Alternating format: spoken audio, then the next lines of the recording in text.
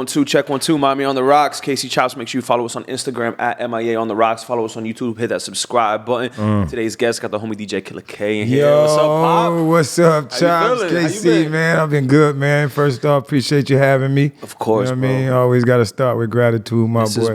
This has been long overdue. I've been wanting you to pull up for a minute, bro. But you finally hit me. You're like, yo, I got this album with Berg that just dropped. I had Berg on here too. Yeah. Good vibes. Of course. The homie, legend. Yeah. Shit, bro. So talk to me. Like, this album right here, Miami shit. Yeah. And Broward shit too on there too. Florida shit. You know what? Let's get to because you know the strip club scene. First of all, let me be. Do you like the term if someone calls you like a strip club DJ? Is that like something? I got two. I feel two kind of ways about it. Yeah. You know what I mean? Like I trust me. It's where I started. It's dear to me. You know, but I also don't like to be put in a box. You get what I'm trying to say? I also like to be, but at the same time, I also feel like but I think you run that scene. You know what I'm saying? So it's like I also feel like, you know, it's a good thing and a bad thing because, like, not for nothing, being a strip club DJ, you're a different kind of monster. You know what I mean? When it comes to DJing. So that's a different game. Exactly. So I also if you want to say, hell yeah, you can call me a strip club DJ because when it comes to DJing, not for nothing, my experience, and it's a whole nother animal, the strip club. Yeah. You get what I'm trying to say? And not only that, in Miami, it's important. Like, it's not like a strip club like in Philadelphia or California. Like, that's what, like, strip clubs in Miami, that's like the hub. What people don't know is, like, you know, when an artist from Miami wants to get popping, it's important that they do the strip club. It's like a tour they got to go through, like immediate. They got to hit all the biggest strip clubs. You know what I'm saying? Got to. Not for nothing. It's for, of course, you know, it's grinding. You got to put in your work. But just how Miami is set up, the demographics, a lot of times the strip club is your neighborhood club, is your first club that you go to. It's been part of Miami culture since the beginning, you know? So, you know what I mean? So definitely, like, growing up in Miami, your first club is 9 times out of 10 going to be a strip club. You get what I'm trying to say? Is 9 times out of 10. And then not for nothing, you know, they 18 too. You know what I mean? They got a little 18 vibe. So growing up in Miami, 9 times out of 10, you know, your first hood club, your first neighborhood club is going to be a strip club. Okay, do you remember the first strip club you ever went to? Hell yeah. The first strip club I ever went to was Coco's. For real? Yeah, that was the first one I've ever went to. First one I ever went to when I was kind of jumped off the porch and was really out there. Coco's was the first one. It was actually the first one I started DJing in too. For real? Yeah. Do you think, what do you think is the best era, your favorite era, like strip club, and then like tell me the year, like the era? Probably, let's just say maybe 08, 09, maybe from like 06 to 09. I would say, and for the most part. And you would say Coco's? What would you say is the best? Coco's, yeah, because like I said, that's where I started. Not for nothing, like they all had their times and their runs for the most part. And not to say it's even ending, it's still popping. But for me, it was Coco's. That was the hub. That's where I started at. I started with all right, let me just reverse because we got to start back to the beginning to see how I got to Coco's. I want to get to your story, bro. Yeah, so like you're born in Miami, right? Born in Miami, not for nothing. I was actually born in New York. A lot of people don't know that. I was born in Queens. I moved to Miami though when I was maybe 5. Okay. And been here ever since. You know what I'm saying? Been here ever since. So you can say I'm kind of born and raised. Been here my whole life. Started with the mixtapes for me as far as like DJing. Right, I got big in Miami putting out mixtapes. So like it was kind of backwards for me with the DJing. Like I put out my first mixtape before I ever jumped behind the turntable. Really? You feel me? I kind of started. Damn, that was me too, bro. Yeah, oh yeah. I was making beats in high school, so I would just have people pull up to the crib, rap on my beats, and put out a mixtape. But I didn't touch turntables yet. When I kind of got into the game, like not for nothing, I wasn't DJing like for nothing. I was kind of, you know, we just keep 1,000. I was selling weed, right? You know what I'm saying? I hooked up with a couple of DJs who are already in the game doing their thing. DJ Ideal, DJ EFX, you know what I'm saying? They was, the homies, you know, they was always, you know, when I started, they was heavy in the mixtapes. Matter of fact, I kind of jumped off the porch with my inception in the DJing around the time he was doing the bottom, maybe 2, 3, like early, right? I think Obscene was in that scene. Yeah, Obscene, EFX. This was early Miami mixtapes. So I kind of jumped off the porch. I had a relationship with Ideal and EFX, just through other shit. It wasn't really DJing, but they'll let me come to the studio and just kind of vibe, chill out. For the most part, they was doing they had a little mixtape corner. I was, they put me down with it was a mixtape website where they used to sell mixtapes. So like DJ Drama, Clue, Swisher House. They had a mixtape website they was running, Mixtape Corner. I wasn't really DJing, like I said, I was selling weed and shit. But through my relationship, they kind of put me down with Mixtape Corner, so I started working for them. And then through that, just being around the mixtapes, being around the culture, I was like, you know what? I could do this for real. You know what I mean? I could put out my own mixtape. And then that's what I did. I bought my first computer, bought a little inbox. They kind of schooled me to the game on how to put it together. Dope. And then I put out my first mixtape. So not for nothing, I dropped my first mixtape in Miami. It kind of blew up. Did you have like any exclusives on it, or were you just So at the time, you know what I'm saying, it was really like just I had a couple exclusives from different Miami artists. Like I was working with at the time Smitty. Smitty was kind of big, so this was like Diamonds on My Neck. Okay. Around that time. Yeah, around that time. So I had actually a host. He was my exclusive host. He helped me. You know what I'm saying? I had Smitty on there. And a couple of local artists as far as like exclusive. The rest of the music was just music I vibed to. The name of my mixtape was Dope Boy Music. Right? So what I did, I was into the trap shit. All the trap shit. I took all the best kind of trap shit I love and just, created a mixtape and kind of put it out. My mixtapes kind of got popping in the city, right? For the most part.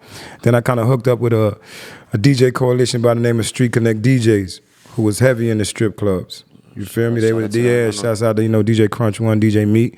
So they was kind of damn, bro. What's I haven't talked to Crunch One in a minute. Yeah, Crunch One moved to Georgia. Yeah, really? Yeah, he moved to Georgia a couple years ago. He moved to Georgia. You talked to him at all? Yeah, kind of. You know what I mean? Yeah, we straight, we cool. I haven't talked to him in a minute. Yeah. He actually moved to Georgia. You know what I mean? But I got down with them through the mixtapes. You feel me? So in me getting with the Street Connect DJs and them being such a heavy in the heavy presence in the strip clubs, it was a natural evolution for me to go from making the mixtapes to DJing in the strip club. So that's kind of how the connection came.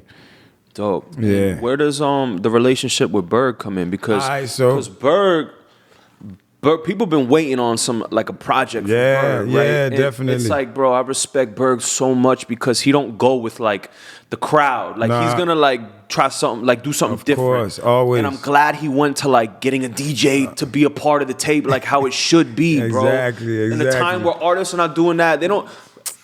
Do you be feeling like that? Like, artists are not respecting the DJ like they should be, bro. They're not respecting the DJ. They definitely not respecting the DJ. But one thing about Berg, you know what I mean? Berg has been real. It's real important to him for him to push culture. You know what I'm saying? He's a real hip hop head, not for nothing. You know what I mean? He understands the importance of the DJ. He understands the importance of the connection. You get what I mean? And then how me and him kind of came to rocking out. Back to the mixtapes. It started with the mixtapes. All right, so my mixtape series was Dope Boy Music, right? Like I said, this is around the time Drama was doing his thing and so on and so forth. So outside of my Dope Boy Music series, I wanted to do like a Gangsta Grills, which is like pick a certain artist and just going on them. One of the first artists I chose to do was Berg.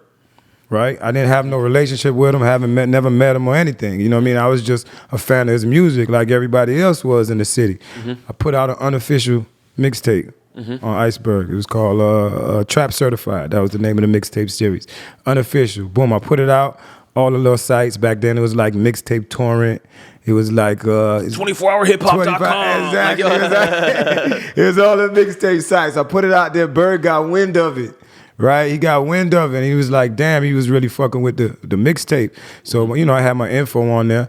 He reached back out to me and was like, "K, let's do an official mixtape." You feel me? I see you fucking with me. All right, I want to give you an official Iceberg mixtape.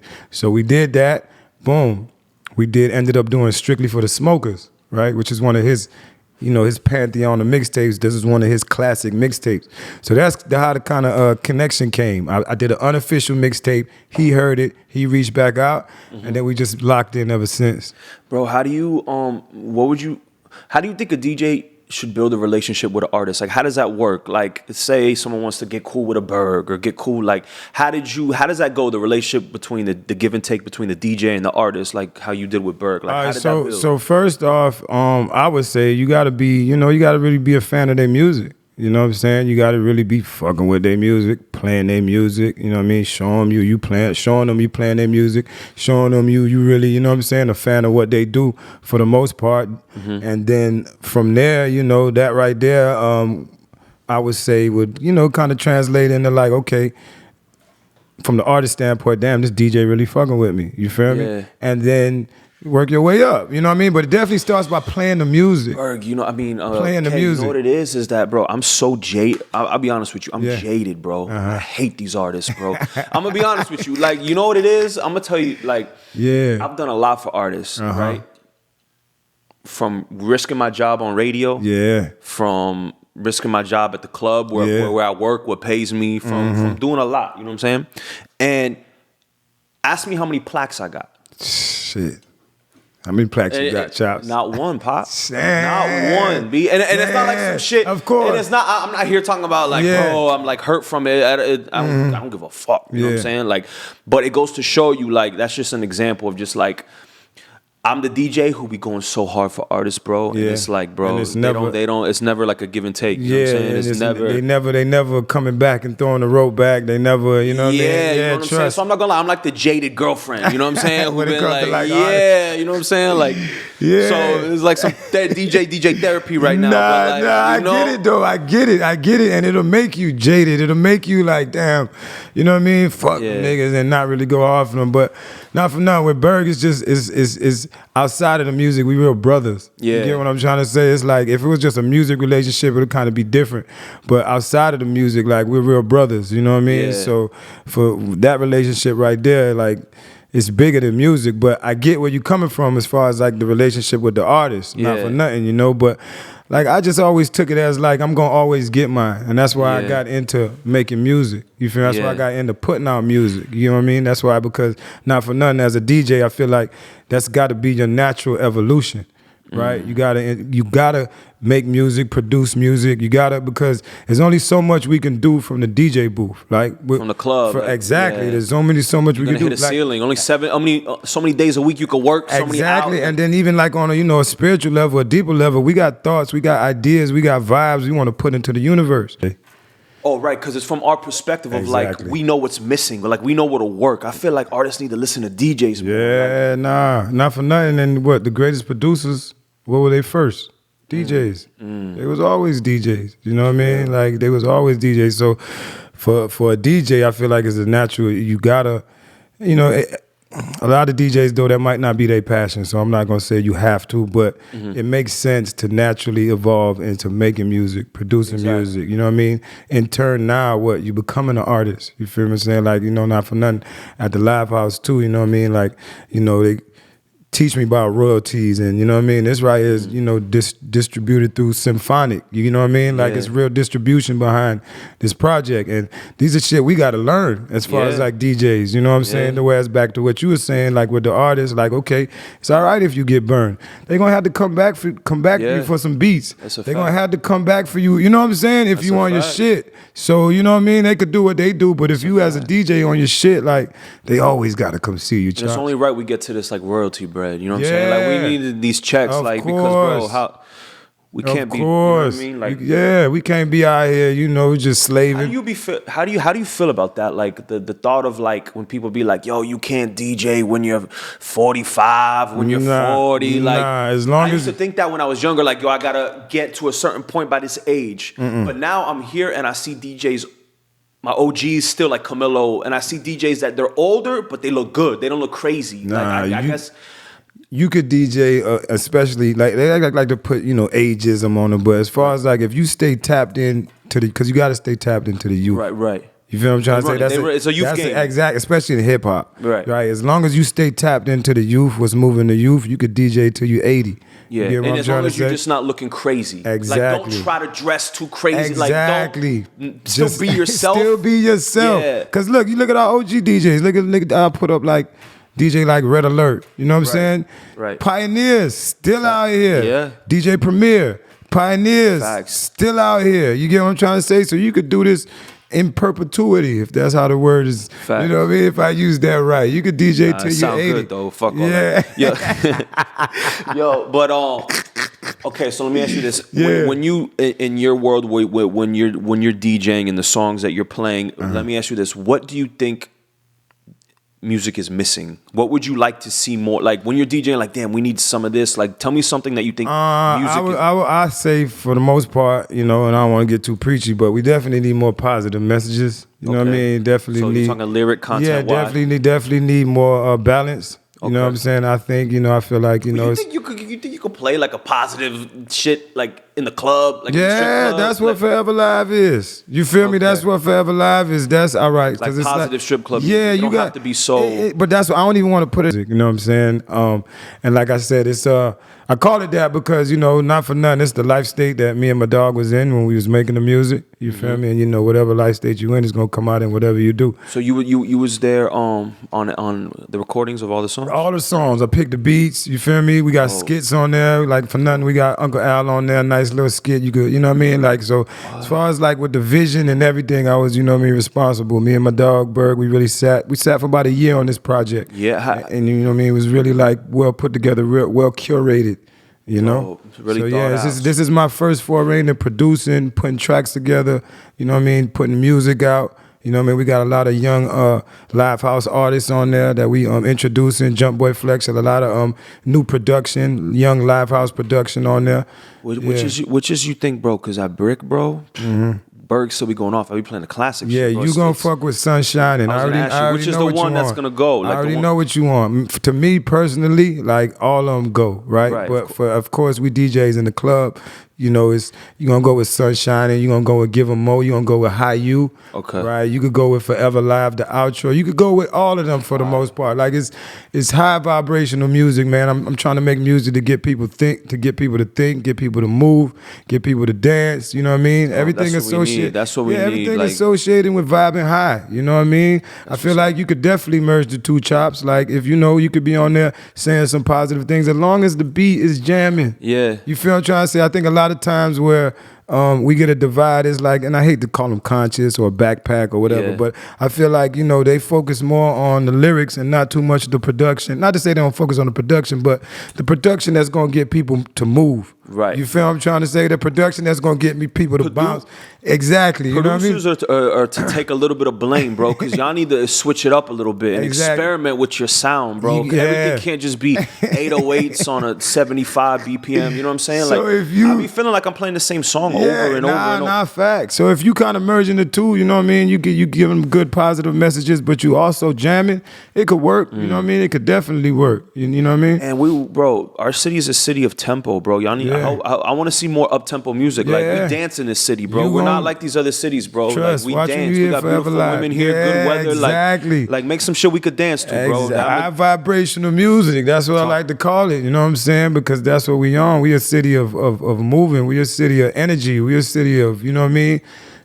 Positive vibes for the most part. Good vibes, party, you know what I mean? Along with all the other stuff. But when it comes to like our music and our sound, it's definitely up tempo.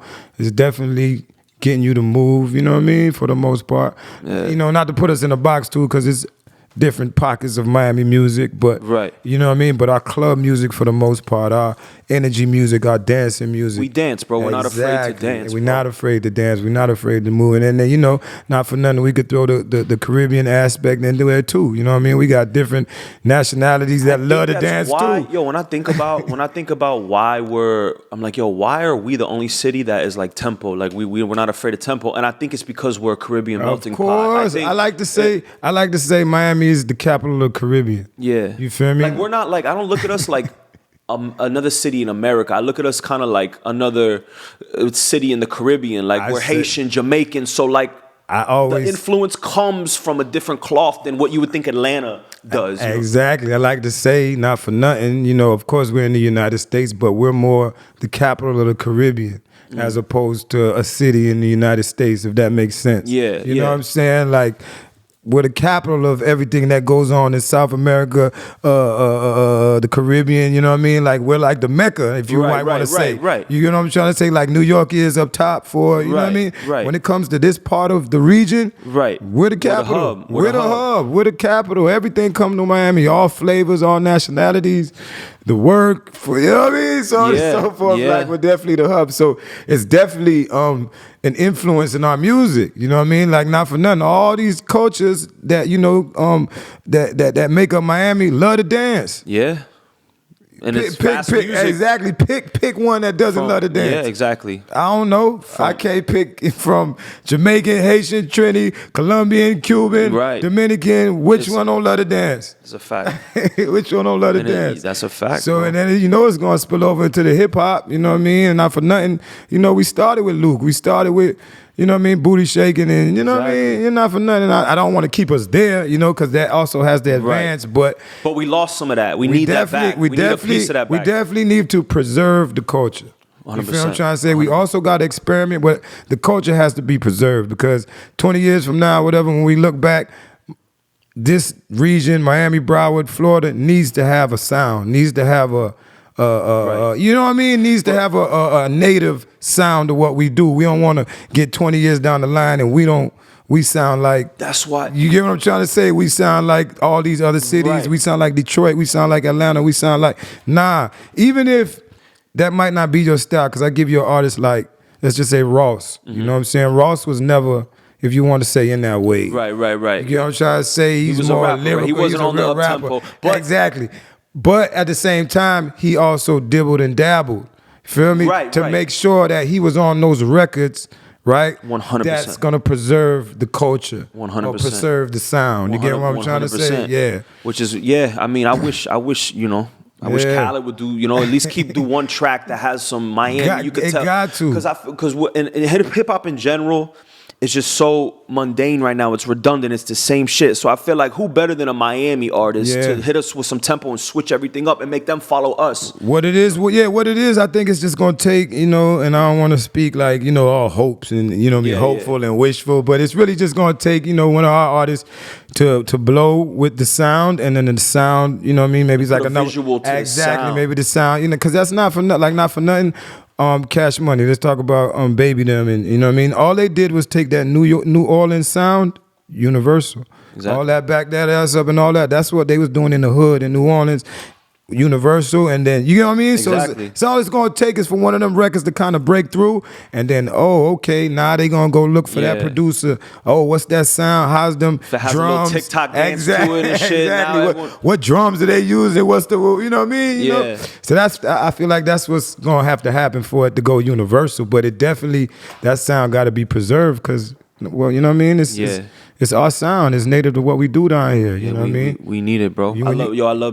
What I love about Brick on Saturdays is it's packed and it's half local, Miami street, and it's half tourists from other places. And that's how it should be. So what happens is, bro, I do a set where I get in my Miami shit, and I'm still playing obviously a classic Piccolo, classic Bird, classic, you know what I'm saying, Chipman and shit like that.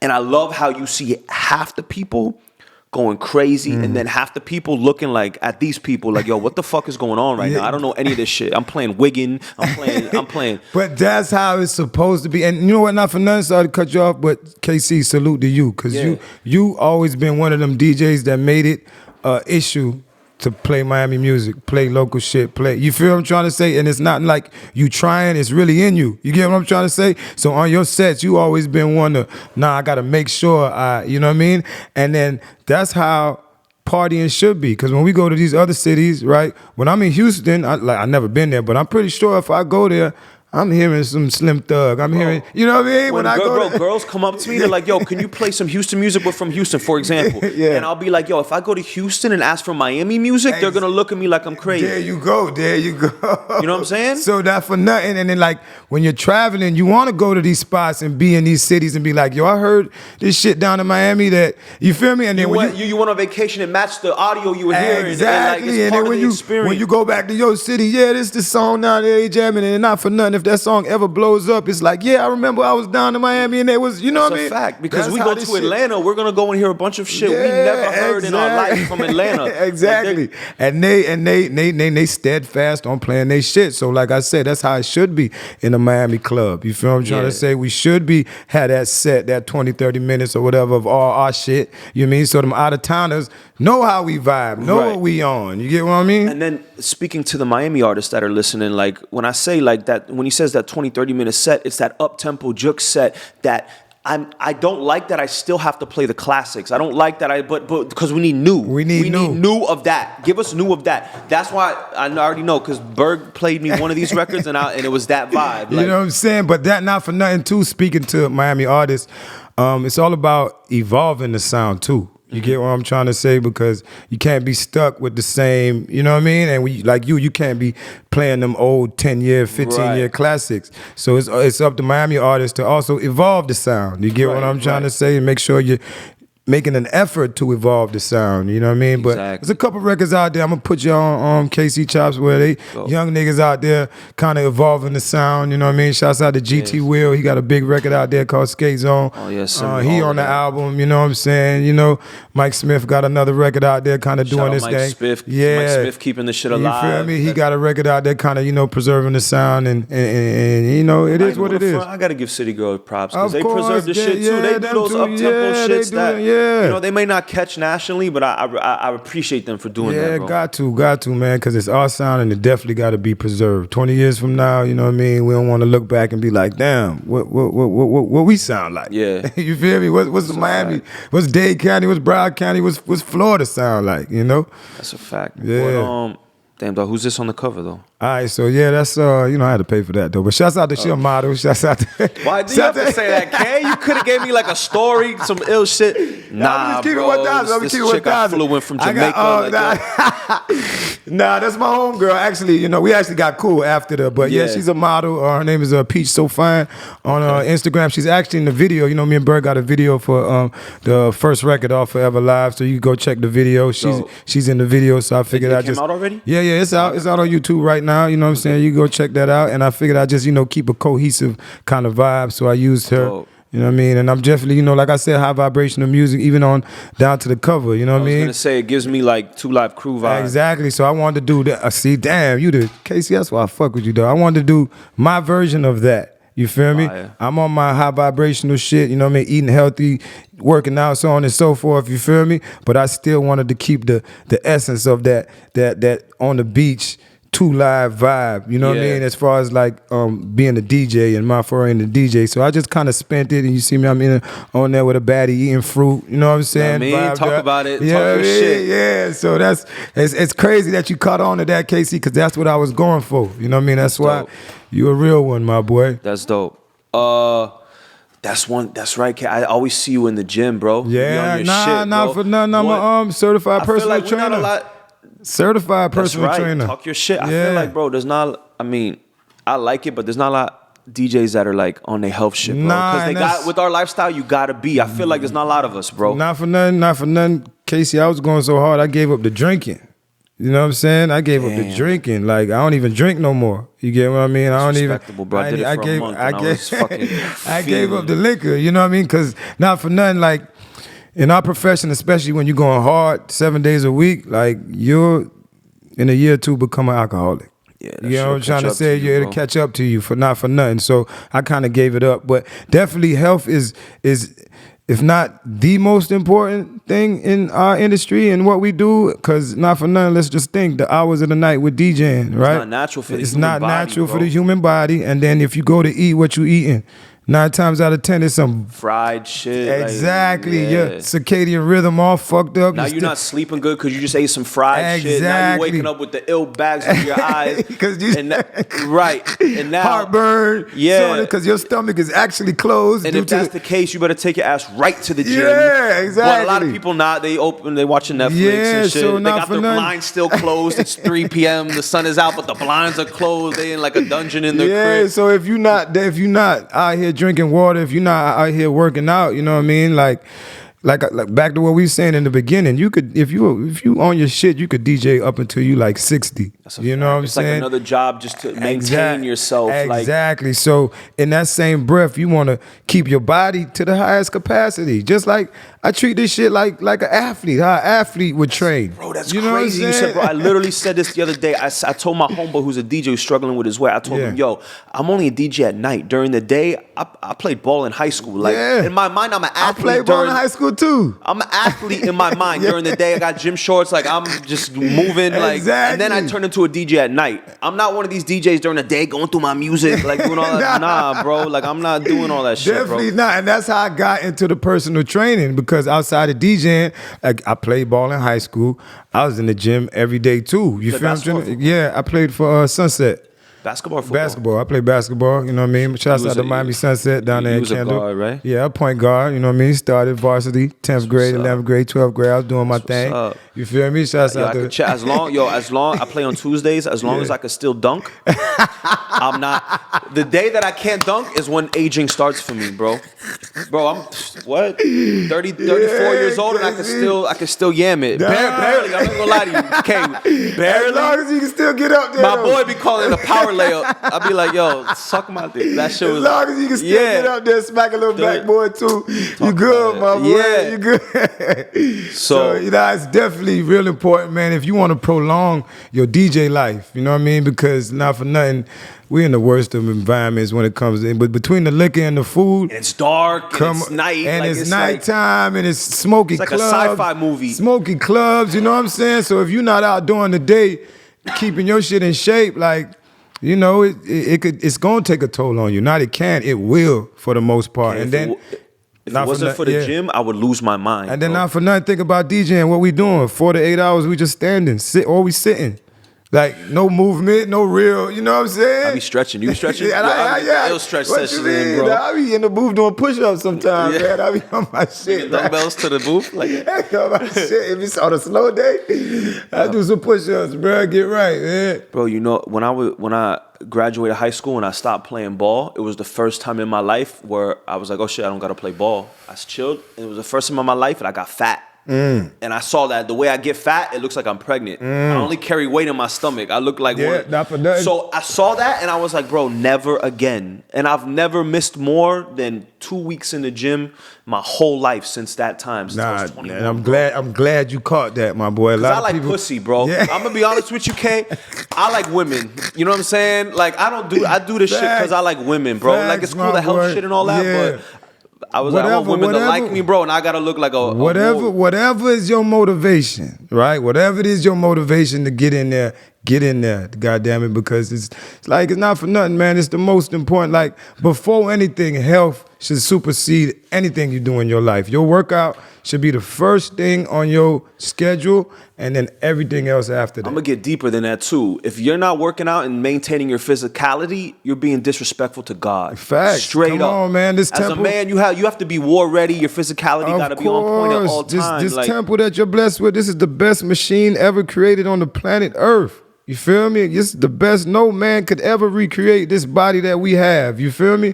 So why you gonna treat it like a nigga have a dope car and never put premium sorry ass gas in there, all right? But you want to put the sorry ass gas in your body? That don't make no sense. And you got the best machine ever. You get me? So yeah, nah, dog. It's all about elevating and you know what I mean, high vibing. And then you know, as far as the mental part of it goes, like I understand what anxiety is like. Your mind is moving so fat, but when I tell you, if you lift some weights, your mind calms. Like after you finish, and you be on like a high the rest of your day, bro. Not for nothing. You could even go into diet. You know what I mean? When you start eating the right things and cutting out the, you know what I mean? Like, all right, moods and emotions have a direct correlation to what you eat, to your gut. You know what I mean? It's called serotonin, if I'm not mistaken, right? And then you have a nerve in your back, right, that goes straight to your brain. So like emotion and things like depression, anxiety, those are a lot of times a direct connection to what you're eating. You feel what I'm trying to say? So if you're eating bullshit, right? It's a fact. You know what I mean? So yeah, so when you start changing up your diet, you start seeing like, damn, you know what I mean? You're a lot calmer. You feel what I'm trying to say? Your mind is a lot clearer. You get what I'm trying to say? You're not like aggy all the time, and you look good in the mirror. You look good in the mirror. Like it's a lot of it's too many benefits to just kind of like eating right and cutting out the bad shit. But spiritually, like it puts you in a whole nother realm that you kind of like. Not for nothing. See, CHOPZ, we kind of like talk about it, but unless you kind of go through it, you kind of never really kind of understand it. You know what I mean? We could tell somebody like, yeah, boy, all you gotta do is stop eating the fat and the wrong shit and blah. Right. And then they'll be like, yeah, they'll listen to you, whatever. But you really have to physically go through it to see like, yo, bro, I don't get heartburn no more. Bro, I don't get stuffy noses no more.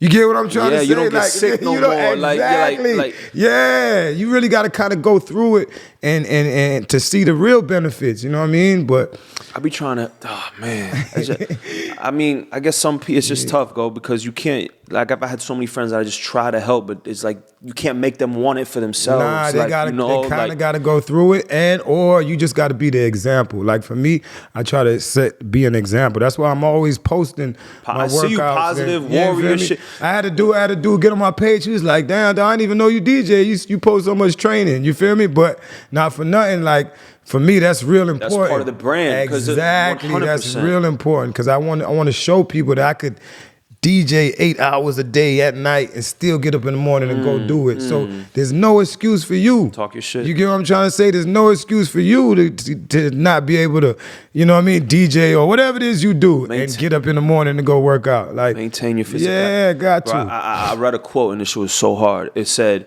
"A society that separates its thinkers from its warriors will have its fighting done by cowards and its thinking done by."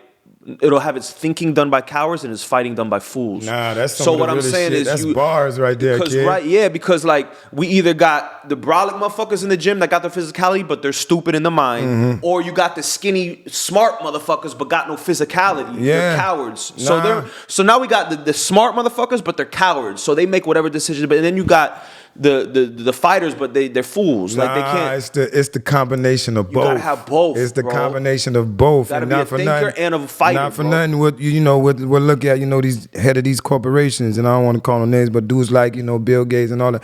They're all like frail, and you know what I'm saying. They won't go to war. They'll send you to war. Exactly. My thing they're all frail, and they dependent on like vaccines and science and medicines and all that instead of just putting in the work. You feel me? Getting up every day, doing some push-ups, doing some squats, like, you know what I mean? It has to be. It keeps your blade sharp, bro. Always. My thing is, bro, I don't want friends. I don't want people around me. Look. I have the high and by friends, the acquaintances, but the people around me, I feel like if I can't go to war with you, like if a fight doesn't break out and me and you are like holding it down, I can't be around you. Nice. Like I can't. If you don't got your physicality, it's hard for me to want to be around you, bro, because. That's facts. It's facts. You know what it is too on a deeper level. Like when you start vibrating on a certain frequency, everything in your circle got to vibrate in that same frequency. And steel sharpens steel. Exactly. So now you guys are competitive against each other. It's like, okay, 20 push-ups, K? All right, I'm going to do 30. Now we're keeping each other sharp. Everything in your circumference got to be on that same frequency because if not, what it's going to do is going to pull you back. It's going to slow you up. You feel what I'm trying to say? It's like when you're elevating, there's only room for certain things that's matching your frequency. Because if not, it's gonna pull you back. Like you get to a certain point, you don't got time for certain shit. Yeah. You don't got time for excuses. You don't got time for shit that's not feeding your soul. You don't got time for shit that's moving you intellectually or enlightening you for, you know what I mean? So on and so forth. So if it's not on your same frequency, you gotta cut it out. You gotta cut it out. Yeah. It's gonna slow you up, and that goes for people. That goes for and the higher things you watch, things you eat. You know what I'm saying? Shit like that. And the higher your standards go, and the more levels you complete, it's gonna be harder to find those people because it's like you're going up, and most people are exactly. You can't go down. Stuck. They stuck. You know what I mean? It's just be dope when you find certain people on your kind of same wavelength. Because trust me, the higher you go, the higher you elevate, the less people you gonna kind of you could fuck with exactly because you're going down. You can't. They not on your frequency. You know what I'm saying? They not on your frequency. So it can get lonely sometimes. I ain't even gonna lie to you. You know what I mean? I agree with you 100%. I'm by myself 80%. And you know what's crazy with the DJ shit is that we're not lonely in our job. Like, we know so many people, but it's like, and I said this too the other day, K, like, imagine our job, right? I told my boy, like, imagine a job where people just want shit from you. You just go in and people just, yo, play this record. Can you shout this out? Do this for me. Do this for me. Let me come on the pop at, like, yo, it makes you DJ therapy, dog. DJ therapy, dog. Because I was going through the same shit with this little girl I was dealing with. Like, when I get home at night, sometimes it's like, yo, you're mentally drained to the fullest. You feel me? And not for nothing, like on the strip club shit, it's deeper than just motherfuckers who want requests. You got girls, you got motherfuckers coming up to the booth. So it's a constant of gimme, to the point where you can't even be in your set. Like you came in today with this shit you gonna drop and blah blah blah. But there's so much gimme. When you leave the club, you hate everybody. You don't want to go. Yo, sometimes I ride home in silence, kid. Like you know, some classical music.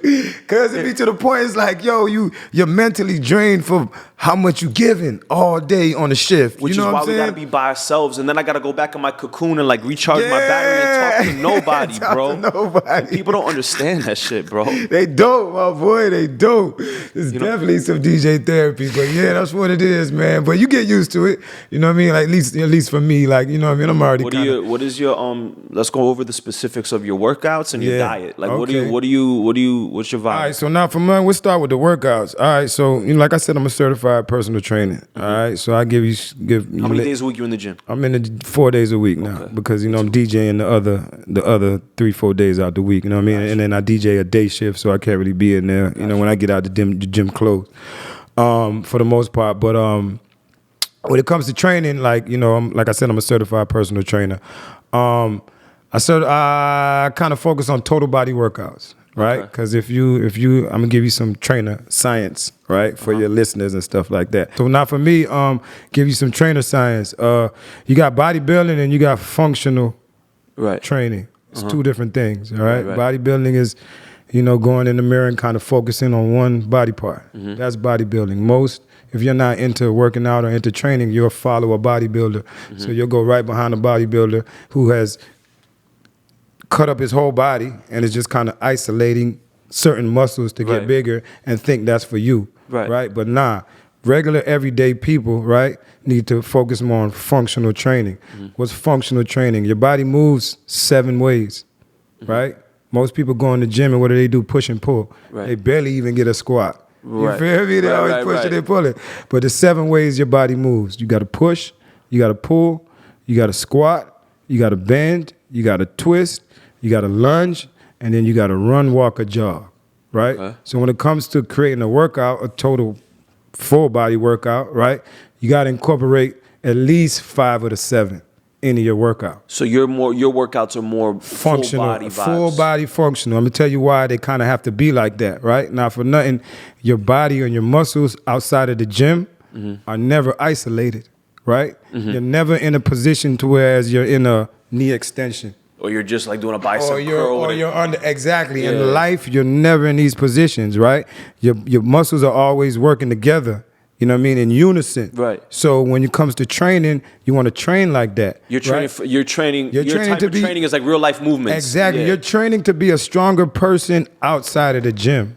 You feel me? Gotcha. You're training to be... Your sport is life. Exactly. You're training to be, let's just say, for instance, like your everyday life. You got a baby in your hand and some groceries and you drop your keys, right? Right? You're going to have to know how to kind of lunge. You're going to have to do these real movements in real life. Yeah, if you want to be playing with your kids on the floor when you're 60 years old. You in the kitchen and something falls off the top of the fridge or whatever, you're going to be able to try to reverse lunge to kind of get it. You get me what I'm trying to say? You know what a big part of what you're saying is like stability. Yeah, because there's one thing to grow the muscle, but it's another thing to have the muscle be stable to where you can control. All right, so that goes back into the functional training. Now, right, functional training, when each of these parts of the body, each of these 7 that, you know what I mean, you're training, when they get fully developed, right, you now then are stronger in your isolation movements. To grow them. Exactly. You feel me? You're stronger in your curls or whatever it is you want to kind of focus on. Yeah. But you have to get your total body, right, built up before you start worrying about the isolation. Right. You get what I'm trying to say? Right. And so you're a trainer, like I'm gonna give you the science. Like if you go work out with a trainer, 9 times out of 10, he's gonna put you through these 7 different movements. It's 1,000,000 different exercises with 1,000,000 different names. You got Russian deadlift, Romanian, Bulgarian split squat, right. woo, woo, woo. But they all fall under these 7 movements. You get what I'm trying to say? They all fall under these 7 movements. So when it comes to incorporating a workout, you just want to make sure you get 5 out of the 7, whatever it is, exercise, right? And then at the end of the workout, if you want to focus on your chest, you want to focus on your back, you want to focus on your legs, that's when you go focus on. You get what I mean? So on and so forth. So yeah, I thought about doing that type of vibe because I wanted to get good at calisthenics. Nah, you got to. You got to do an all around. Because I'm not gonna lie to you, K. I ignored my legs my whole 20s, bro. I just wanted to be like for the hoes. Look good on my shirt. But a lot of people wear jeans that don't even matter. Like whatever, they're gonna be covered, yo. But then I started doing legs. And then not for nothing, you start doing legs, your upper body gets stronger. Because legs are your biggest muscle in your body. That generates the most blood. Of course, it's your legs and your core, right? That's really it's your core. You feel me? Where everything starts. That's why a nigga like Bruce Lee was so, you feel me? He wasn't like no big bodybuilder or not like that, but it was the core. It was the, you know what I mean? 100%. Exactly. These things you gotta get Having right a strong first. core, bro, like. These things you got to get, and this all comes from, like I say, functional training. You got to first, a lot of people skip the mind-muscle connection, right? These movements you got to have a mind-muscle connection with before you load the weight, right? Exactly. You got to be able to flex the muscle without even having weight. A lot of people, you tell them flex their hamstring. They don't even know how to flex their hamstring. You got to be able to learn these movements before you learn the weight. So I'll give you an example of like a lunge. You feel what I'm trying to say? You got to be able to fully do a reverse lunge, side lunge, whatever it is, lunge before you go to load the weight. Just body weight. Exactly, body weight. A lot of people skip the mind-muscle connection and teaching the mind on how to make this body move and what you're telling it to do. Right? They load the weight first, and that's where you get hurt. That's where you get hurt. You get what I'm trying to say? So it's all about learning, like I say, them 7 ways, and then the mind-muscle connection, and being able to do the movement first before you load the weight. Right. You get what I'm trying to say? Do the movement correctly. Like with stability. With stability before you load the weight. Once you got the movement stable, now you load the weight. Yeah. You know what I'm trying to say? Now you load the weight. So definitely got to incorporate calisthenics and weightlifting, both. You know what I mean? Because not for nothing, if you never have it, you don't really need a gym. Yeah. You feel me? I say all this to say, you go to a gym right now, everything in the gym is bullshit. Yeah. You feel me? 100%. The only thing you need to be concentrating on is free weights. 100%. You feel me? Free weights. All that stuff in the middle of the gym is just to sell the gym. If not, it'll be nothing. Yeah. But all right, I'm going to give you a perfect extension. Like if you're going to do a knee extension, you might as well do a split squat. You feel what I'm trying to say? Got you. Do like an actual movement, like a realistic, real life movement. Because you're going to do a split squat in life. Right. You feel me? And what are you working on when you're in the knee extension, the quad? Yeah. Right? So split squat, same thing. It's quad, but it's a real life movement. Yeah. You There's going to be no point in your life where you got to raw and lift mad weight. All of a sudden one way, like you're going to have to move a wall or some shit. There's no point in life. Yeah. That's how you see a big bodybuilder. He get under them weights and he throw up 500, but he can't do 8 burpees. Yeah. You feel what I'm trying to say? Yo, I hate burpees. Who invented burpees? That's some jail shit. Burpees be jail. But not for nothing. But you know why everybody hates it? Because it's the super exercises. Everything. Exactly. It's everything, You need every muscle in your body, including your brain, to do a burpee. And that goes to show the people, the things you hate, that means you got to do them the most. You got to do them the most. And that's that's the most important part. I'm going to get deep, but that's the most important part about working out. Yeah. Is another quote. The more voluntary suffering you implement in your life, the less involuntary suffering will affect your life. Damn, so you put yourself through the bullshit. More bars. So that way, when life hits you, you're used to the bullshit already. You sturdy. You tortured yourself already. You know what I'm saying? So it ain't nothing. You bulletproof. Everything life hitting you with you, boom, boom, boom. You knocking that shit off. Put yourself through that hell of the gym 1 hour a day. Put yourself through that hell. And then when life throws you hell, you're going to be used to it. You're going to be used to it. You're going to be fine, dog. But you got to go through some type of struggle to get anywhere. You feel what I'm trying to say? You're never going to get nothing in life without going through some type of struggle. So when it comes to like working out, put it on yourself, man. Get in there. Not for nothing. What people don't realize is like, okay, I'm going to give you some more science. Mesocycles. The body changes every 3 months, no matter what you do. Mm-hmm. So if you don't stick to a 3-month workout program, that's why when you go with a trainer, I'm giving all the game out. Yeah. They try to lock you in. Y'all gotta subscribe for this shit. They try to lock you in for at least 90 days, 3 months, because whatever you do, gain weight, lose weight, whatever, it's every 90 days the body changes. Yeah. So a lot of people don't even get past 90 days. You feel me? They go working out for a month. I ain't seen no. But no matter what you do, whether you're trying to gain weight, lose weight, gain muscle, 90 days is when you should start be looking for, am I doing what I need to be doing? Yeah. Then another 90 days. Then another. You get what I'm trying to say? That's the pace you need to be at. That's the pace. It's 3 months. You feel me? It's 3 months of work to start looking, okay, then I'm doing something. Another 3 months and another 3, and you know what I mean? Another 3 months. So if you don't get past that 90 day, you know what I mean? Like, and then once you hit that 90 days, you're gonna look in the mirror, you're gonna see progress. You're gonna see progress. You're gonna get the battery in your back to like you're gonna get motivated to do the other 90 days. By this time now, the body needs it. You feel me? Like, I'm sure because you work out every day, be times you be laying around and you just feel like lazy, like, damn, I gotta go sweat, I gotta go do something. I feel like too much energy is stuck in me and I gotta let it go. The body needs it. It comes to a point now when you've created such a routine of working out to whereas when you stop, your body starts feeling crazy. You start feeling like, damn, well, I ain't doing nothing. Now we could transition into the food because it's the same shit. When you start eating good and then you have a McDonald's, you're like, wait, and you're like, oh shit, and you getting the heartburn, some shit. Like, and then not for nothing, like some people in life, like they don't know the other side. Like they'll eat McDonald's and shit all day, and they feel like having the itis and little heartburn here and there is normal. That shit's not normal. It's just poison, you feel me? Bro. You should never eat anything to where it puts you down. So let's get to the diet part of it. Yeah. Now, are you one of those guys? Because this is my thing, K. I think the media, they're trying to get us to stop eating meat because they're trying to make men women. They're trying to demasculate because they don't want a bunch of men standing up. That's what a revolution is. A bunch of men that said nah. So I'm eating mad meat, pause. Like I'm eating steaks 3 times a week. I see Joe Rogan going on carnivore diets. I'm like, this is the shit I need, bro. I'm about to max out my testosterone. Okay. All this propaganda y'all hitting me, you're not gonna get me to eat plants, K. Are you? I don't know. And see, I don't even know if you're a plant guy. I don't know if you're a vegan. But I'm a plant guy. I eat fish. You feel me? I don't do the chicken. I don't do the red meat. But I'm not a basher either. Okay. You feel me? I'm not one of these guys gonna say, man, you're not supposed to eat that. You know what I mean? If you had some steaks with me, K, I'm not a basher. If you had some steaks. But in that same breath, I will say, right? A lot of times the meat that we get into eat now. That's a fact. The quality is terrible. Exactly. And then grass-fed everything. All grass-fed everything. I don't know if you ever seen the documentary, What the Health? You seen that one on Netflix? All right, you seen the other one? I think it was Forks Over Knives.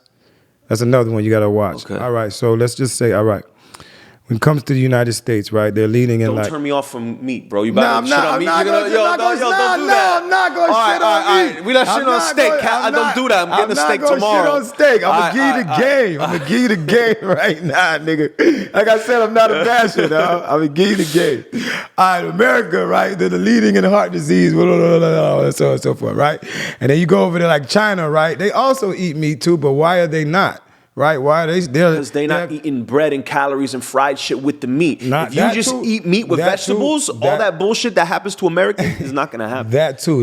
And what I want to get to further what you're saying, it's the portion size of the meat. It's real. All right? Over there, for the most part, from what I've seen in the documentary, they use their meat for more like flavoring. So you'll get like 3 strips of steak, with some greens, blah, blah, blah, blah, blah. You get what I'm trying to say? Us over here, we got to do the 8-ounce, 12-ounce T-bone. Yeah. Now, the problem with that is, right? The problem with that, and I'm not bashing nothing, right? Come on. When you add the processed food to it, right? When you add the processed, so you're eating that and the processed food, the stomach doesn't know when to tell you to stop. You feel me? It doesn't know because you're saying if you mix processed with unprocessed. All right, just exactly right. All right, so which is gonna be when I'm talking about processed, the white rice, the bread, the everything. Right. Outside, the French fries, like the starch. Exactly. So what happens is, right, your stomach doesn't know because it's not native to what you're supposed to be eating. It's processed. It's not real for the most part. It doesn't know when to tell you you're full. So what you end up doing is overeating. Right. You get what I'm trying to say? Right, so you end up overeating. Not so much what you're eating, is the amount you're eating. Yeah. You get what I'm trying to say? Yeah. I don't know if you ever noticed, like just say you eat a bowl of greens, right? You eat a bowl of greens, lettuce, whatever, kale. It's going to be a point where you're like, nah, I can't eat no more. Yeah. Your body's going to tell you like, yeah, that's it. When it comes to that, the senses in your stomach don't really know when to tell you. So what happens is you end up overeating. So I say all that to say it's not the meat per se, all right? It's the portion, and then it's the size that you eat with the meat. Exactly, the size that you eat with it, and then the quality of the meat. Right. Because that's important too. Right, it got to be grass fed. My boy. You feel me? It's got to be, because a lot of times the meat that you get, like I said, there's nothing wrong with meat, but it's like squirrel meat. The shit that you getting, you feel me? That's real. That's what it is with the meat. It's not so because, like, for nothing, we take it back to, our ancestors, like, they always ate meat. They always been out there. Yeah. You feel me? But it was of the land. It was exactly right. It wasn't no process in between. Only process was probably fire. And you know what I'm saying? For the most part, I don't even know if they did a little seasoning, but it was like that was the real process. It wasn't. The white caveman, we're not putting seasoning on this. It wasn't injected. It wasn't. In a lab. And like I said, I don't want to get too. You see Bill Gates trying to get us to eat some injected that's what meat, it is. some different So, shit. like I said, I'm not a meat bash. I'm not here to come up and you shouldn't eat. Even though for me, I cut it out not for nothing too on a personal, because like just to say, I used to eat a lot of fried shit, a lot of steak and stuff, and I get heartburn real bad. Got you. You feel me? I get indigestion, whatever it's want to call it. Whereas like I couldn't even eat a steak without eating the Tums. You feel what I'm trying to say? Without eating the Tums or for shit like that. Even when, hit everybody different. even when I do like fried shit now, even if I do like fried vegetables, anything fried gonna give me heartburn, you know what I mean? So I seen that for me, I can't do. Yeah. You get what I'm trying to say? So on a personal aspect, that's why I kind of really gave it up. So what are you eating? Like, what is like? So I eat fish. Not gonna lie to you, I do eat the fish. You're a cooker? You cook? Yeah, I cook. You feel me? I cook. I definitely kind of had to get into it. Like, not for nothing. Like, coming up, my mom was vegetarian. So I grew up. She was so dope though. She used to still cook chicken for us though. Dope. You feel me? Never tasted, never nothing. She kind of got scared when we was young. They told her like, we need irons. When your kids, they say, coming up. So she got scared and she was like, okay, I'm gonna give y'all kids meat. Right. I'm not gonna eat it though, but you know what I mean? So that's how, so coming up, like I came up on chicken and stuff like that. But it wasn't like until I kind of like went on my spiritual journey and got real deep into Buddhism and so on and so forth, to whereas I kind of was real conscious of what I was taking in, and then noticing like the effects of what I'm taking in have to my body. The immediate effects. Yeah. You feel me? To where I used to think it was normal. To like want to take a nap at 3 p.m. Exactly. After lunch, that's just not normal. You feel me? You're supposed to be eating for energy to keep you going. It's a fact. You feel what I'm trying to say? You're not supposed to be eating to slow you down. It's a fact. So once I started paying attention to that and the certain foods that I was eating, and I started cutting them out, and I'm like, damn, boy, I'm light. I could DJ 8 hours, get right back up at 6 in the morning, hit the gym, train my clients, whoop, whoop, whoop, chop it up with my dog at the podcast. You know what I'm saying? Shit like that. I caught it like I got real conscious of what I was taking in. So like I said, like I do the fish, you know what I mean? But I'm a lot of greens, like, you know what I mean? Kale, spinach for the most part. Broccoli? You doing broccoli? I do broccoli, you know what I'm saying? I do a lot of greens, man. I just any type of green. Mushrooms heavy. You feel me? I do a lot of mushrooms. Not for nothing too, and that's why you gotta kinda learn to cook. Like you could kinda prepare certain shit. Like mushrooms and shit like that. Bro, I be trying, but you could prepare certain shit, like let's just say with mushrooms, that it's not gonna be equivalent to meat, but the taste. That's what I've learned. It's like a lot of times with the meat, it's just really the seasoning. Because I done had some shit in the vegan world to where you be like, yo, it tastes like a burger. It's not going to be, of course, the same consistency, the same. But if we're talking about... It's a good substitute. It's exactly. If we're talking about, okay, damn, this is going to be healthy for me, then I now can be inclined to get used to this. Exactly. You get what I'm trying to say? So not for none, a lot of it is just really be seasoning in that. You just got to get the right nigga who, you know what I mean? Because I done met some raw-ass vegan chefs to where they make everything of what I would have thought could never be reduplicated in that way. I'm talking about like oxtails. I done had vegan oxtails. I would never thought like, hell yeah. You feel? I never thought like, but you know what I mean? So my thing is I like to be like bulky. So like when I'm eating rice or some starch like that, bread, believe it's gonna happen right after a workout, and I'm gonna burn that shit off real quick. But all right, then that's a case by case basis too, because if you're trying to put on weight and so on and so forth, you want to kind of eat this kind of gonna help you out. You get what I'm trying to say? So you're gonna be carb heavy now and then, so on and so forth, because you got a certain type of way you're trying to look. And there's nothing wrong with that. You get what I'm trying to say? But it's also like when you're doing that, just try to go for the healthiest options. Right. The best quality. Exactly, the best quality. If you're gonna do any type of fat burner, any type of pre-workout, just make sure it's naturally based. It's plant-based. Sound like my boy. So you always just all organic everything. Yeah, you just want to try to strive to look for these things. You know what I mean? And nothing happens overnight. I'm not one of these niggas to get up and tell you, tomorrow give up, whatever. Yeah. But every day, just try to take a little bit out. And before you know it, you Superman out here, you know what I'm saying, when it comes to like the diet and working out. I'll keep it a buck. I don't even eat a lot. I think that's key too. That's another thing too. They did a study and they gave rats, they had 3 groups of mice in the lab. They gave one group only vegetarian diet. They gave one group only meat diet. They wanted to see how the mice would react to which diet was best for them. And the third group, they gave less food. They gave them a balance, but they gave them barely anything. And they were going to see who lived the longest, the meat rats or the vegetable rats. And it turned out that the rats that didn't even eat anything lived the longest. So it wasn't even really about the meat and the vegetables as far as longevity goes. If you want to live long, it wasn't really about either one. It was more about just eating less. Nah, for sure. I feel good when I'm hungry. Yeah. I feel good when I'm... Let's go there. Let's go there. Wake up, go right to the gym. Let's go there. It's a deeper science to that, KC, because your mind, right? When you're not for nothing, if you can get comfortable in being hungry, right? Your mind is more potent at that time. You get what I'm trying to say? A lot of people, it's clear. A lot of people, they get the hungry, but if you can get comfortable with being hungry, right, that little feeling of your mind is kind of more clear. Not for nothing. Suffer a little bit. Not for nothing. All right, we talk about circadian rhythm. I don't know if you're familiar with the. Of course. All right, so circadian rhythm, like not for nothing, you really only got to eat one time a day. You feel what I'm trying to say? If you get up in the morning from 8 to 12, you're really supposed to be on fruits. Not for nothing, you know what I mean? Like, we've been programmed to think we got to get up and eat this big breakfast and we got to have mad cereal and grains. But not for nothing, your stomach isn't even open. Your stomach doesn't open till about 12 o'clock. You know what I'm trying to say? It's closed digesting the stuff that you had from the night before. What do we do now? What are we programmed to do? Get up in the morning, big ass ham and steak, whatever, and stupid shit. Whatever, but your stomach is still closed. So what are you doing now? You just adding shit on top of shit. What happens now?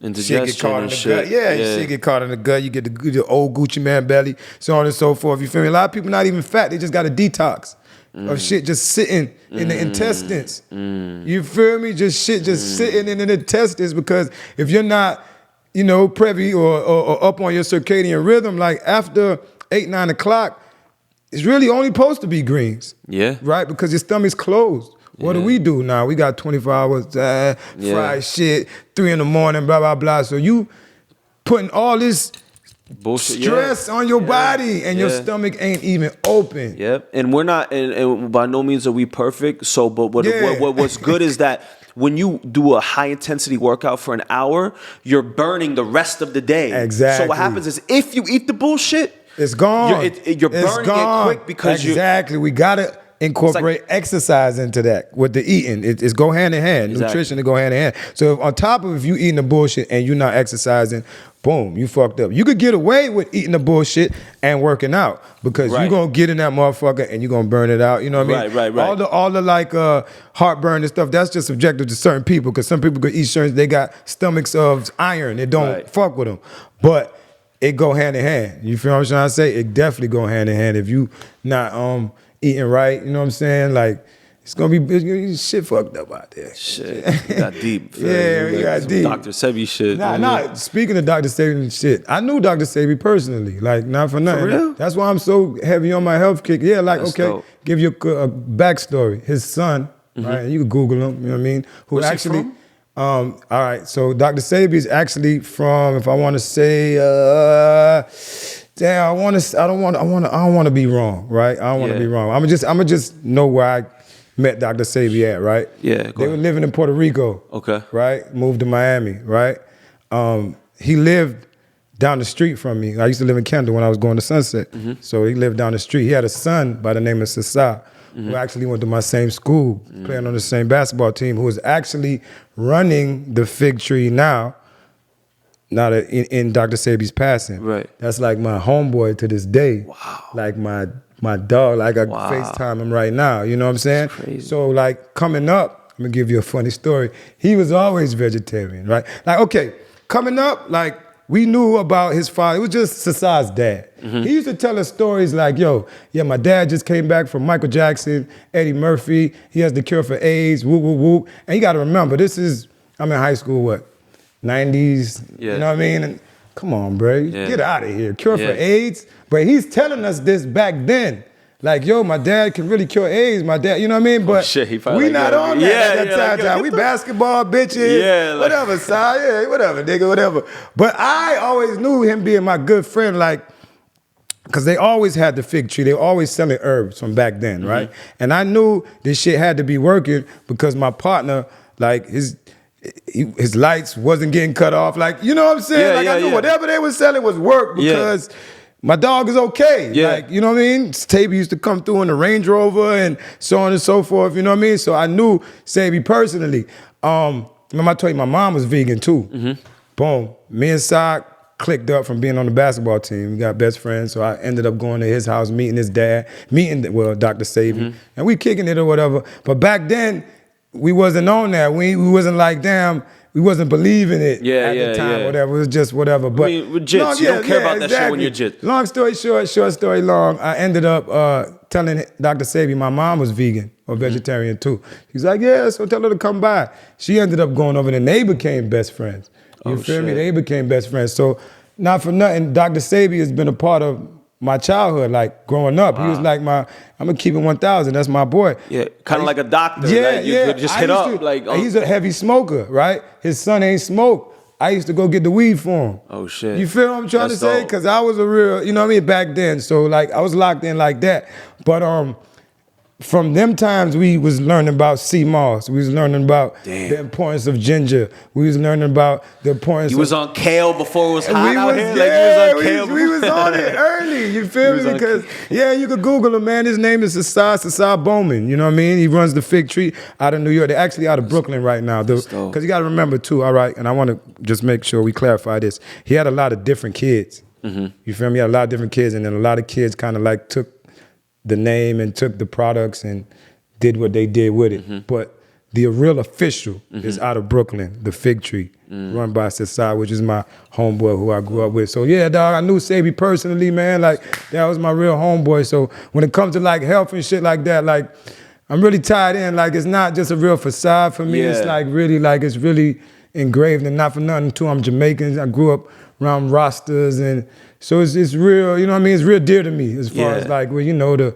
vitality and staying healthy and like, shit. We should do like you know what it is? I want to help DJs, like, I want to help DJs with their exercise and their diet. Like, I want to help our community of DJs, like, live right. You know what I'm saying? Like, it's like we could like make a program because like, we live a certain lifestyle. It's a different. You need to tailor a program for the DJ's lifestyle. You can't watch the regular diet program because we're awake until 4 a.m. Yeah, like, you know, and we waking up at 11. Like, our schedule is different. So we need somebody to tailor make like a DJ program. You know what I'm saying? Dog, you wanted something. You wanted something. Chop. You know I might have to go in the lab and come out with something top of the year.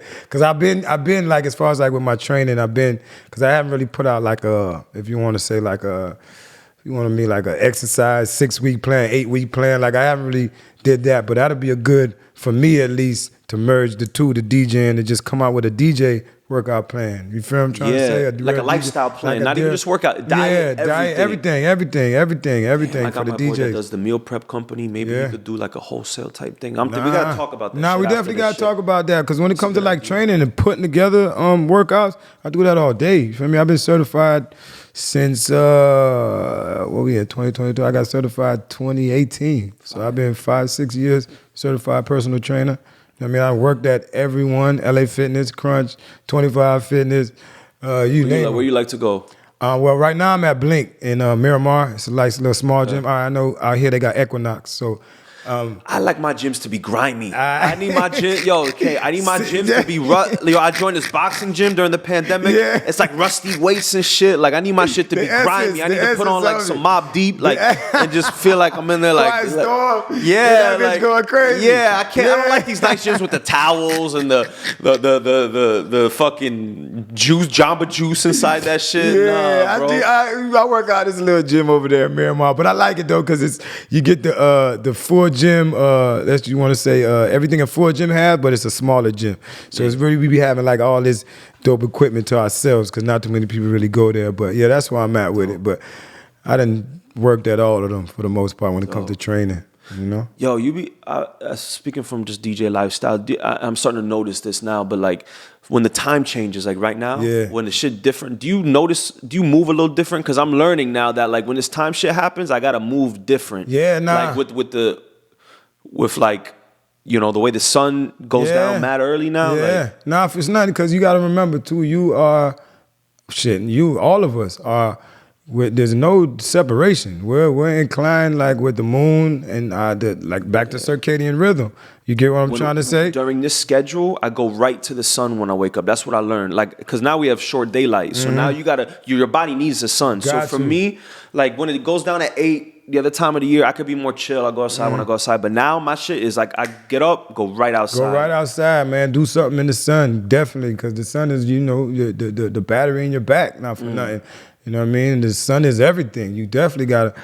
I mean, it's just, you know, it's fucked up. Like they set up everything in America as far as like with schools and where you're inside 8 hours a day. That shit is unheard of. There's no, you know what I mean? That shit is crazy. You know, that's why all schools, hospitals, and jails, they all look alike. How you not outside in the sun? Like, you need it, bro. It's, as far as like, you know, shit, when it comes to vitality and what it is you need to function as a human being, how are you void of sun? That's why for me, I can't really live nowhere else. KC, I can't. I need the sun 100, all year. That's medicine. That's like built-in medicine. That's vitamin D. Most country is deficient in vitamin D because they don't see the sun. Nah, I need the sun all year. I can't do that 6 months with sun and then 6 months of straight hell. Hell no, I need it all year. My vibes will be bad. Yeah, for sure. I'll take a little 60, whatever, throw on a sweater, but I need to get back to them 80s and them 90s. I'm a real Miami, Florida nigga. I need it, my boy. I go right outside, bro. Yeah, I need it, my boy. I take a hot day over. Cause it's also like too, like I done lived in DC when I was in middle school and shit, and I done been up there. It's like when it's cold and you having a bad day, it's worse.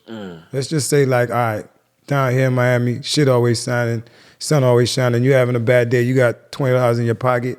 You still go get you a slice of pizza. Go in a white beater and a tank top. And a white beater, slag. Go look at some beautiful girls on the beach. Well, you know what I'm saying? Like, it's bad, but it's really not that bad. If you're going through some shit when it's cold and you can't go outside, you got a shovel, shit's depressing. It's extra depressing. That's a fact. You feel what I'm trying to say? On top of like... I'm good, my boy. That's a fact. You feel? I'll take a bad day in Miami over a bad day in Nebraska. I'll take double hurricane season. Exactly. You can make hurricane season all year long. I take double over a snowstorm, snowed in. Hell nah, man, I'm good, my boy. Now we getting hurricanes in November and shit. Shit is wild out here. Shit's wild even looking at time. So real quick, K, plug the album. Yeah, and so Forever Live, man, it's on all streaming platforms. Me and Ice Billion Berg, we went to the studio, we created some magic. I got all new live house artists on there. I got all new live house producers. I like to call it high vibrational music. That's what I'm putting into the universe. That's what I want my people to do when they listening to the music. That's the life state we was in while making the music.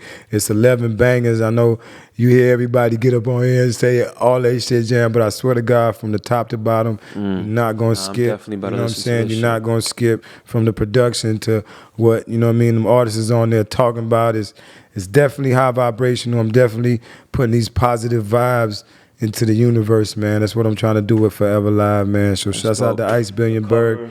Yeah, shouts out to Ice Billion Berg. Shouts out to Head Coach. Shouts out to the Live House. High vibrational music, man. 11 bangers, man. Forever Live, the album.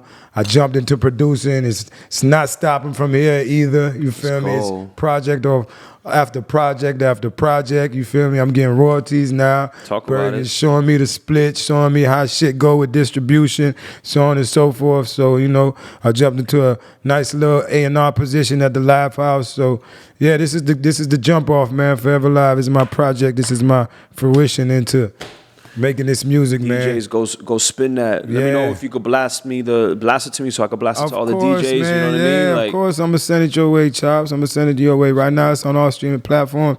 I don't know if you DJ. You fuck with Tidal on your Serato? I don't know if you fucking with it. You've been telling me about that. Yeah, you should. Dog. Here's the question I have. You should. Do you need to have a really good internet connection to make it work? Yeah, you really need solid. You need a solid internet connection. But not for nothing. Why it helps as far as like in the strip club, it's like, okay, let's just say you got a artist, a local artist, or whoever, just any artist, just at random. You could do it quick. That's why it helps me. It's like even any artist, a request or whatever, like you got to go on YouTube or you got to blah, blah, blah. And it works good? Like I've never seen no one that use it. Perfect. Even when the internet go out, right? The song, let's just say is playing and the internet goes out. The song will keep playing. You're not loaded. Yeah, you're not gonna be able to load anything else if the internet goes out. But the song is gonna keep playing. Reloaded. Yeah, the song's gonna. Yeah. So how much is that shit? It's like $8.99, $12.99 a month or something like that. But nah, it's a lifesaver because it has everything. It has everything, Casey. Like anything you type up, it's coming up. That convert from YouTube shit is it's the worst. It's the worst, kid. But Tidal. Like, you know what I'm saying? So, you know, like all my the third person who told me to get all my that shit. Yeah, all my D, like even this, you don't even have to go. If you got Tidal, just click that Tidal button. I'm up. The whole album. You feel me? The whole album. Yeah, I think I gotta fuck with Nah, go do it, man. From DJ to DJ, man. Go get Tidal, bro. Because it's just a click of the button on the Serato, and you got access to the whole library. And then if you don't want to do it, my thing was like I was trying to think of the places where I have good internet connection. Like I can, you know, like okay, but now you can click on and off. You feel me? So it's like, say you got good internet connection. Or you could do the hotspot if you need to do it for one song. You could do the hotspot, of course, if you need it for one song. You feel me? But nigga, it's a lifesaver for them random. Yo, can you play so and so, and you ain't got it? Yeah. Boom, you in there. But yeah, it's on Tidal. It's on all streaming platforms. Your social media live, too. DJ Killa K 305 _ K Murder 305 on Twitter. DJ Killa K 305 on TikTok. And livehouselife.com, my merch. Hold on, let me get one. So we get up out of here. You feel me? I brought my dog, you know what I mean? Talk about it. Them killer shirts, my merch. You could go get that, Yeah, for sure, man. To go get this up. You could go get that at lotuslife.shop. You know what I'm saying? That's my my merch website. And yeah, we moving, man. DJ Killa K, Casey CHOPZ. Dope. I like the hustle, bro. Miami on the rocks, man. I appreciate you having me. Like I said, man, I've been watching you from a distance. You know what I'm saying? Just, you know what I mean? A fan of the show, so it's great that you finally got me on here. I appreciate you, my boy. And you, man, keep doing your thing. You're a great DJ. My bro. Not for nothing, man. I'm going to give you your flowers while I'm on your show. My bro, you feel me? Give you your flowers. A lot of DJs can't do what you do. You feel me? A lot of DJs can't go from the different genres and be in Colombia and whoop. So, nigga, salute to you, Casey CHOPZ. Salute to DJ. And, yeah, man, Forever Live. Y'all go get that, man. There it is, DJ Killa K. Bow. Yeah.